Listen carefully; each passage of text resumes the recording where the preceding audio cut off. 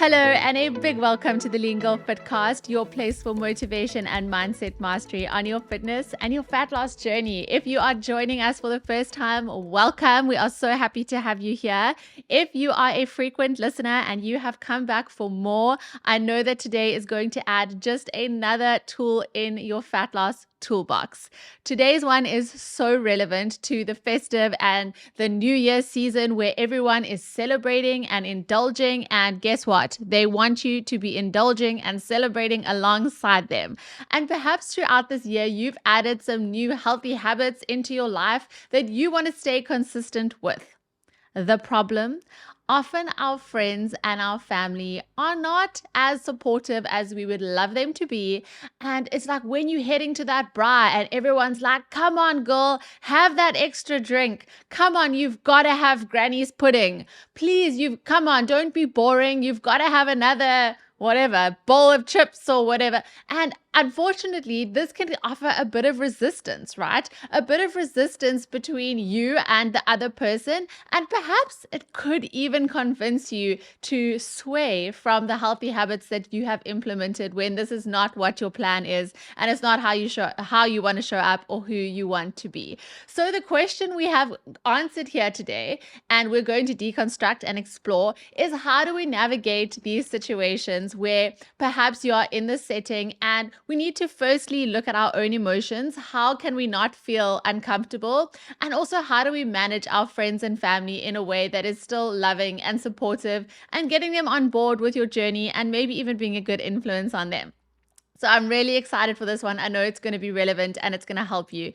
So in the house today, we have my husband, Gilan Gork, who is going to be bringing the psychology and the mindset tools that we need to understand how this happens, what's happening inside of us, and what's often happening inside the other person. And I think once we understand that, we'll feel a lot more equipped to firstly handle them with a little more softness and care, and of course navigate the situation a lot better.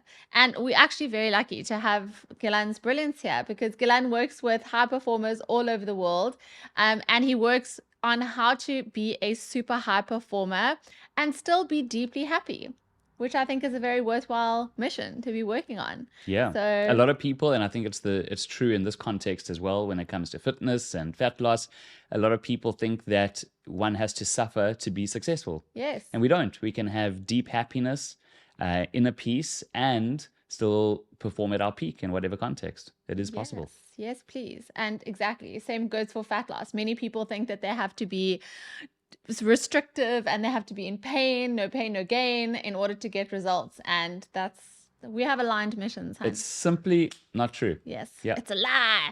All right, let's talk about what happens in these situations. I painted a bit of a picture, but to get into more detail, we're heading into seasons where we have a lot of family time, a lot of friend time, and a lot of that time is revolved around eating lots of food, drinking lots of booze. And so often we can feel really conflicted, and either we have very convincing friends who twist our rubber arm into having the bottle of tequila, which we actually knew that we didn't want to have. Or on the other hand, we sit there and we feel like, oh, there's so much resistance inside me here. So many people are telling me I'm not fun, or I'm not, what I used to be, because I'm not indulging in all of the things around me. So yeah. And so I think the goal of this episode is for us to walk away being equipped, knowing how do we manage our internal state and how do we potentially manage other people's internal state. Yes. And I think the former, our own internal state, is the first one to really deal with. The most important. And as you're talking, I'm also thinking, I can't wait to get into how we don't realize it, but we tend to evoke in others the exact state and the kind of persuasion that we get from them. And we're the ones, it's like a self-fulfilling prophecy. We're the ones who are actually creating that. Yes. So I'm excited to dive into it and see how we can have the experience to go anywhere and have the confidence in ourselves that no matter who tries to convince us of anything, that we have the ability to escape being roped into doing something that afterwards we regret, and that's just a nice, seamless. It's an easy experience, Yes. and we're not left thinking, "Ugh, you know what? It's too hard to continue with this over the festive season. I'm just going to give up because then I can just go with the flow, and that feels easier inside." I think that's probably what a lot of people tend to do. Yes. But it sabotages our progress. Sabotages. And I think that it's good to mention, I think, from both perspectives. So firstly, when we were actually prepping for this, we had a moment, we were like, wow, it almost feels like eating healthy can almost be seen as a bad thing. Like people can sometimes have an extreme reaction to that. And I think understanding why people sometimes have that kind of reaction is important, which I think we should perhaps unpack first. And then at the same time, just recognizing that it is also okay to indulge over the festive season and have a bit of granny's, self-sourcing chocolate pudding and have a couple of drinks and use that flexible dieting strategy to be able to include everything. So I think it is a good time to enjoy some flexibility. So we also don't have to be really rigid. And I think it's about finding the balance that you're comfortable with and to know, okay, when do I want to say no and when do I want to indulge a bit? But going back to why this often causes a reaction in people, I think is a good place to start. Once we understand things, we can see things more clearly, and I think we'll have a bit more resilience and also a bit of patience with people when they do come with perhaps a cheeky comment. We won't take it as personally when we understand perhaps the mindset that's coming from. Yeah. Just to reiterate what you've said, I think, having an eating plan, having a healthy habits is really not, like you mentioned, it's not an outrageous thing. And why do we need to feel self-conscious when we are going to any kind of family or friends event to think that other people might think that it's outrageous? This is a story that we tell ourselves. And I think that this is especially prevalent if we are in families where food is a big thing. Yes. Where cooking is a great tradition and people are very proud about their food. And so you kind of feel like, what will they think when I'm not eating this because we've always eaten this? And one can almost liken it to the reason why a lot of people unconsciously sabotage their own success in their careers, because it's a well-known thing that a lot of people are scared of success. They avoid success because unconsciously they wonder whether becoming the kind of person who they need to be in order to be more successful will alienate them from their friends and family.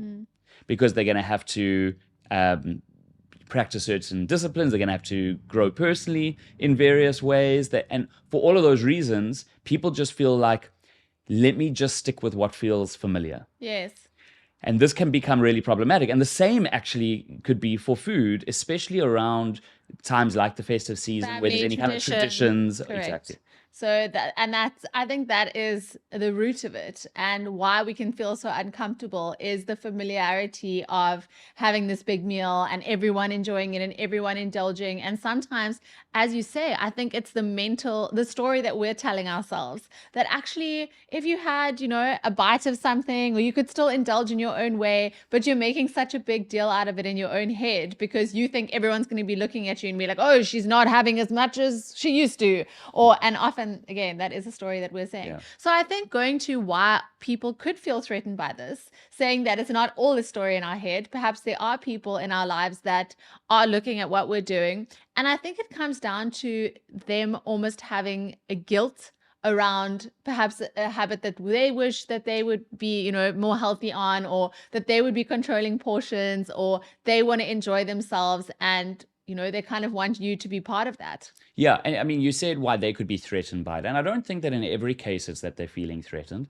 I think if somebody in your friends and family is self-conscious about their own habits, or self-conscious about their weight, or the fact that they're overindulging, then they may, as they say, there's a term, misery loves company. Yes. Now, somebody doesn't even need to feel miserable to want company, but people just feel a little bit better if they're not the only one Right. who's They're having giving, that extra cupcake, or yes, they're so giving themselves permission exactly, by everyone doing it. It just exactly, seems so much more precisely. acceptable. And so, and especially, like I know in my experience, I'm known to be fairly healthy.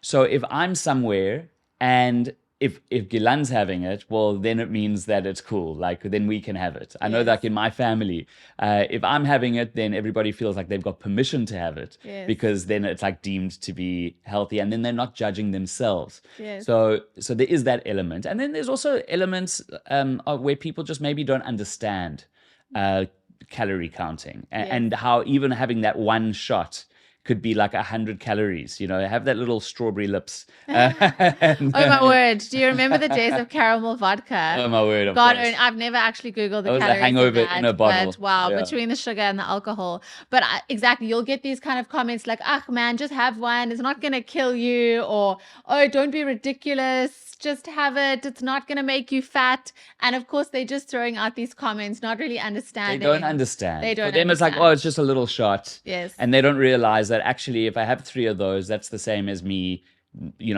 having almost a full meal. Yes. So it may come from a place of not understanding. That is possible.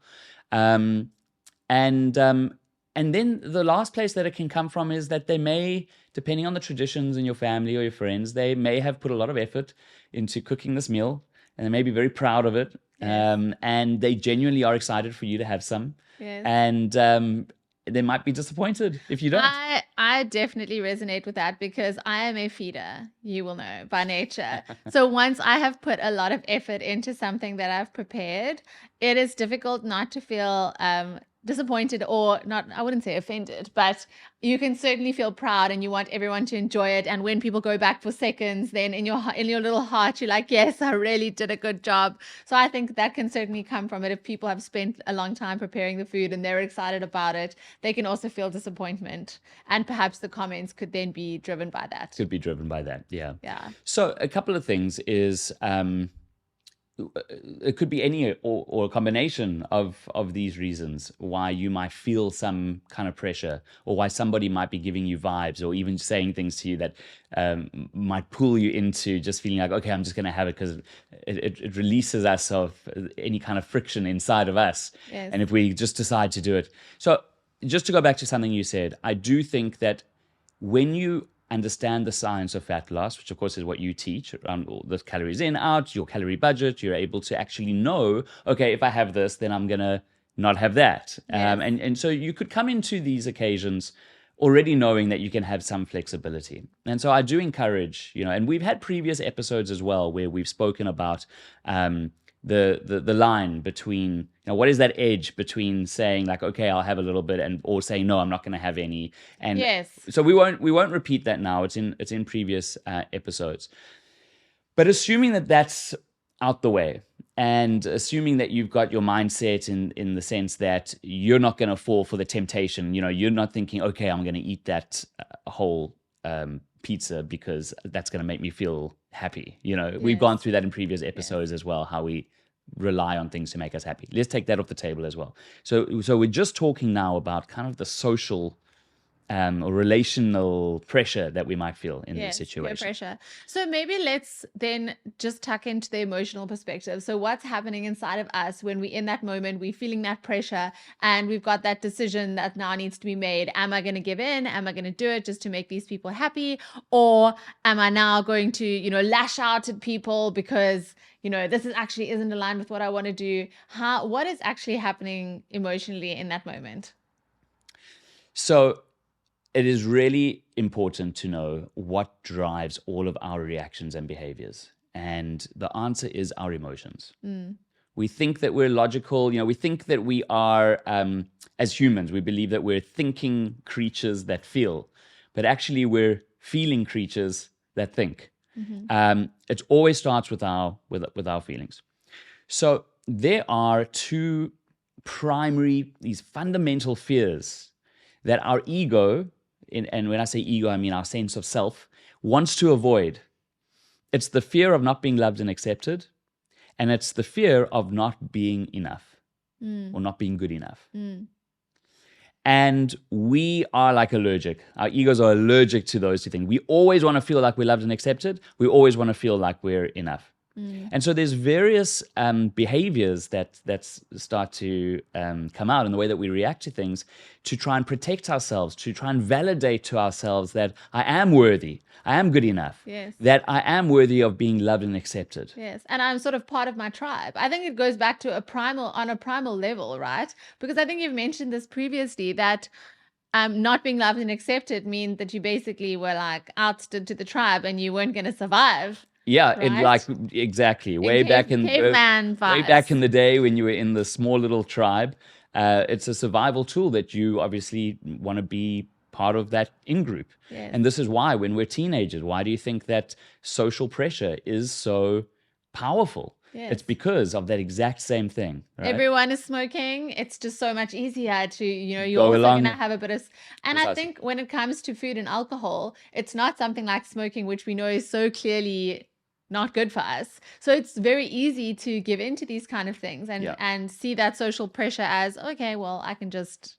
Exactly. go along. So now, since you're saying like let's go back in time, let's not go as far back as being cavemen, right? Let's just talk about our own lifespan, our own lifetime. When we're babies, we make this pretty broad generalization, even though we're not thinking of it in these terms because we literally don't even have thought. We're just a baby that's learning things through association. But we make this association that attention equals love. Mm-hmm.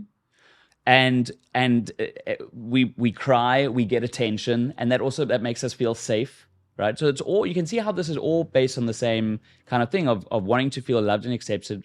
And then, of course, when we grow older, the whole thing of feeling like we're enough starts to come in. But we draw this relationship between attention and love.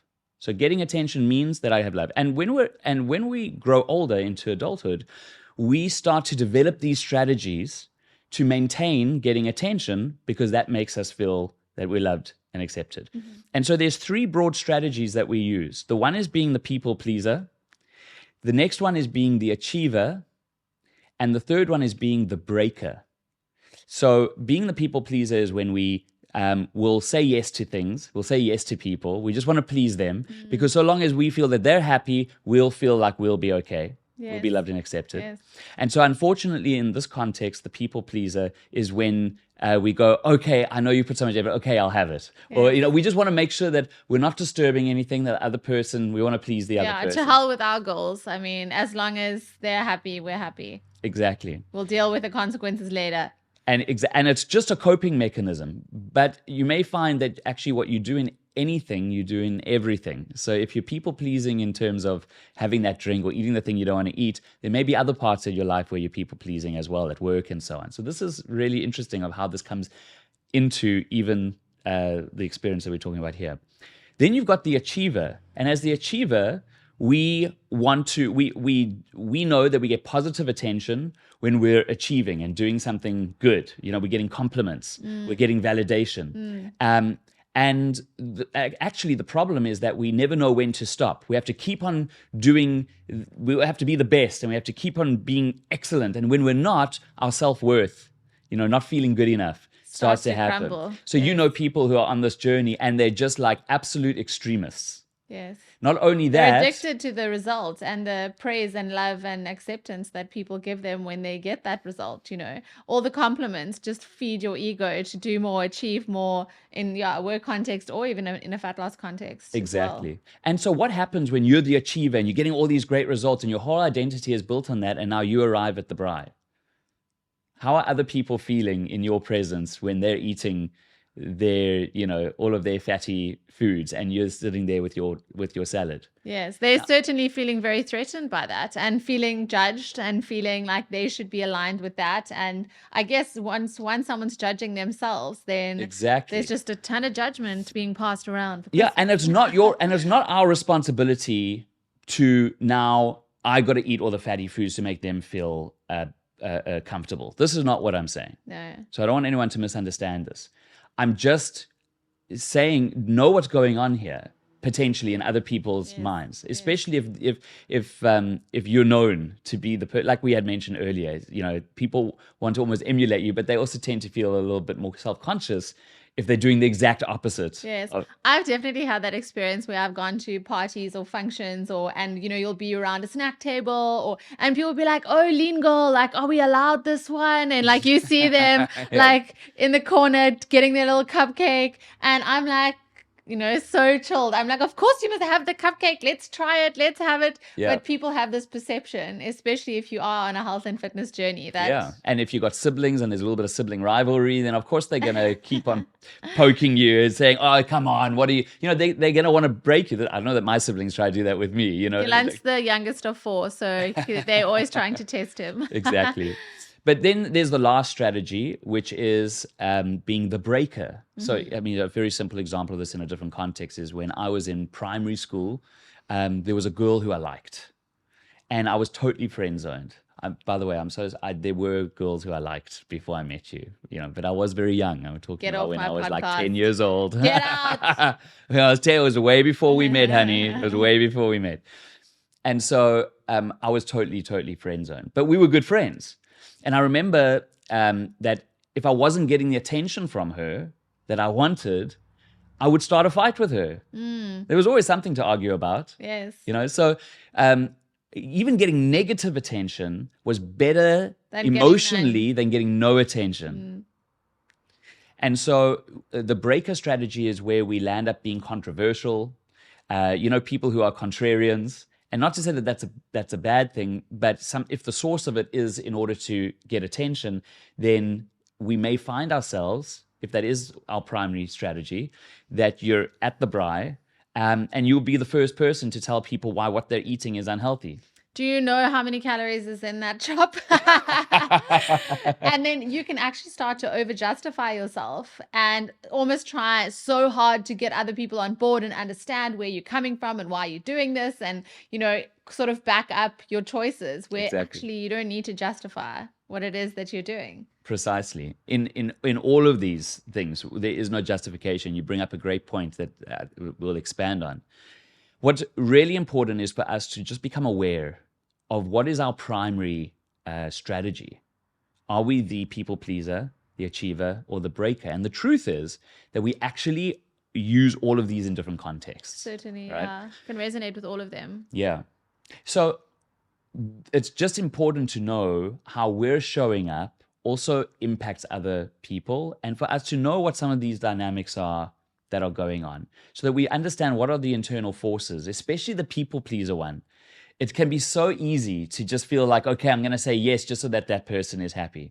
But it's important that whether it's the people pleaser or whether you're the achiever, these are like almost two opposites, where the people pleaser, you want the other person to be happy. And so, you're going to go ahead and do it. When you're the achiever, you stick by your guns and whatever. And in both of those cases, the other, you got to give yourself permission and understand that you are not responsible for how the other person feels. Yes, because regardless of which way you went, we can never make sure that everyone is happy. If you choose one direction, people might be happy. If you choose another direction. So I think from an emotional perspective, just wrapping up how we deal with our own emotions going forward, I think understanding why we feel this drive to people please or to be the overachiever or the breaker, and to know that that comes from that primal fear of us wanting to be loved and accepted. And to feel good enough. And I think in this context, when we can sit back in that moment and see where that feeling is coming from, to be like, okay,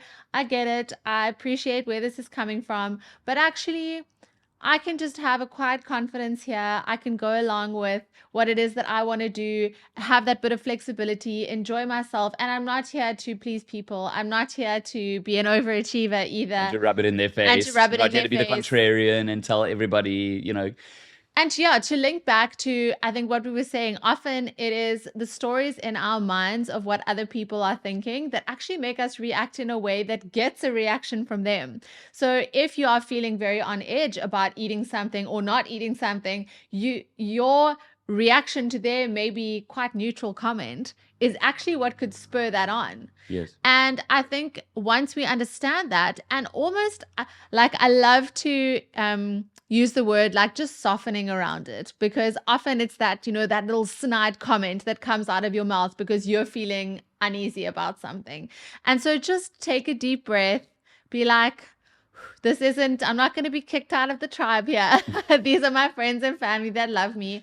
And I can still stick to who it is that I want to be. I can still stick to my healthy habits. I can practice some flexibility, maybe a bit of discipline here, and just almost let it blow over. You know, it's like any other person there.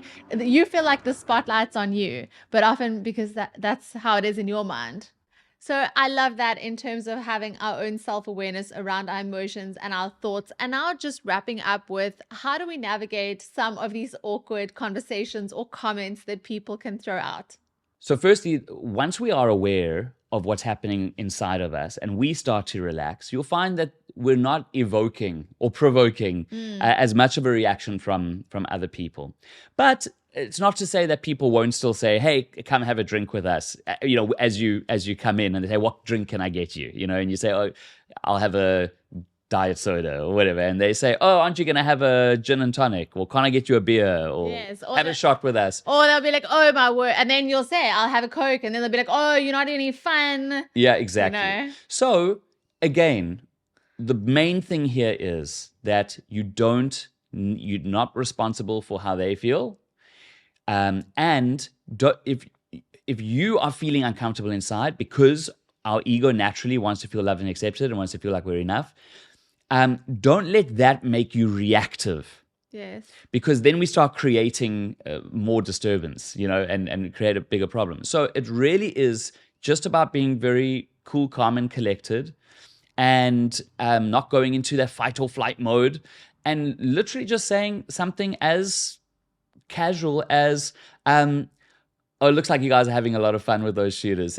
Maybe later. Right now, I'm going to have. Or, it looks like you guys are having a lot of fun with the shooters. For me, I'm just going to have a Coke. And you say it with a smile on your face. Yes. You're not trying to prove anything to them. Yes. You're not feeling awkward like, oh, no, I don't want to. Yes. You know? Yes. So the more relaxed you feel inside, the more relaxed you'll make the person feel on the outside. Yes. And you may see what I did there is that I kind of added in a bit of I made them feel good about themselves, so that just in case, that I don't want them to feel judged by me in any way. Which often I think the over justification can make them feel judged. So someone would say like, no, I'm not going to have the alcohol. I'm trying to be healthy. You know, it's got so many calories, and basically you're building up a case as to why they shouldn't be having it. Yeah, I might say, well, I'm also being healthy, but just have one. Yeah, you know, exactly. It's not going to do anything. And I've used this strategy as well.